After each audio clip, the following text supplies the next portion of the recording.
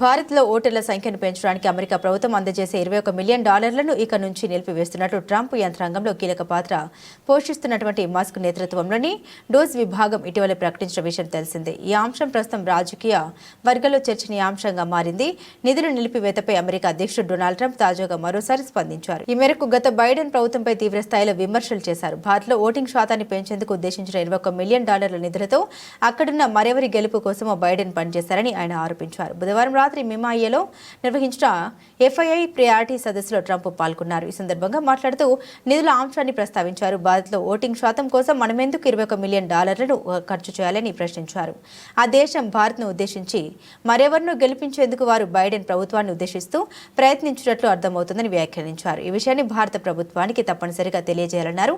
అదే కీలక ముందడుగు అవుతుందని ట్రంప్ వ్యాఖ్యానించారు. $2.3 million for strengthening independent voices in Cambodia. $32 million to the Prague Civil Society Center, which is a very liberal group of people. Wonder how much of that money came back to the people that approved it. $14 million for improving public procurement in Serbia.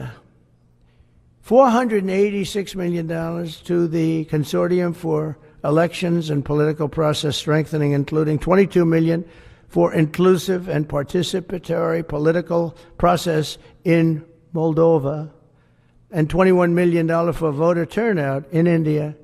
Well, why are we giving $21 million to India? They got a lot of money. They're one of the highest taxing countries in the world in terms of us. We can hardly get in there because their tariffs are so high. I have a lot of respect for India. I have a lot of respect for the Prime Minister. He just left, as you know, 2 days ago. But we're giving $21 million for voter turnout. It's voter turnout in India. What about like voter turnout here? Oh, we've done that, I guess. We did 500 million, didn't we? It's called the lock boxes.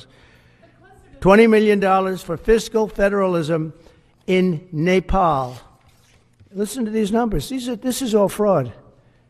$19 million for biodiversity conservation in Nepal. $1.5 million for voter confidence.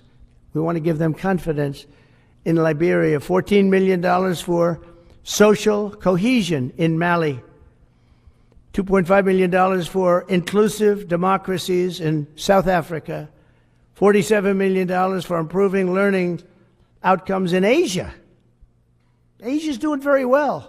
They're doing a lot better than we do in the schools, aren't they? $2 million to develop sustainable recycling models to increase socioeconomic cohesion among marginalized communities in Kosovo and Eskali and in Egypt. We're talking about hundreds of billions of dollars. I could, by the way, I could read this all day long. I could go on all day long, and you'll see hundreds of billions of dollars, and we're doing it. But when I saw the Social Security numbers, I said, wow, that's really something. So we have, let's just go above 100 years old. We have millions and millions of people over 100 years old. Everybody knows that's not so.